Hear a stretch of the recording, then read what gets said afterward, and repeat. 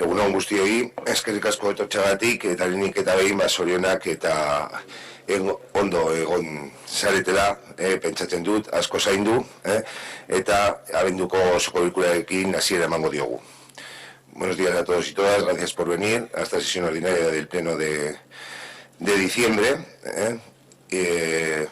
Sorionak a todos, y espero que estéis todos bien, vuestros familiares, y cuidaros mucho en esta situación que esperemos que podamos superar cuanto antes entre todos y todas.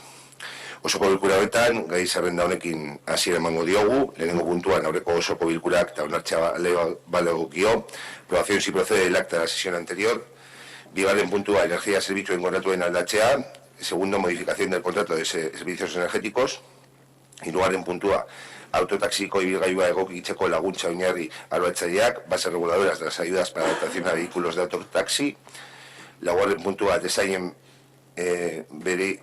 berariazko osagarria lanaldi zatituko, complemento específico de conserje por jornada partida, bosgarren puntua, 2020ko lan egutegia, quinto, calendario laboral 2021, seigarren puntuan, Golifa auzoko lursailearen kalifikazioa juridikoa aldatzea, cambio de calificación jurídica de Golifa número 1, zazpigarren puntua, Larrarerako trenbide pasagunearen kentzeko proiektua, proyecto para eliminación del paso a nivel de la Larrarera, zortzigarren puntua, kalea garbitzeko eta zaborra biltzeko kontratua luzatzea, octavo, prórroga del contrato de limpieza de viaria y recogida de basuras, bederatzigarren puntuan, bultzatuz adikzio planaren luzapena, prórroga del plan de adicciones bultzatuz, hamargarren puntua, dekretuen kontu ematea, dación de cuentas y decretos, hamaikagarren puntuan, bestelakoak, ruegos y preguntas.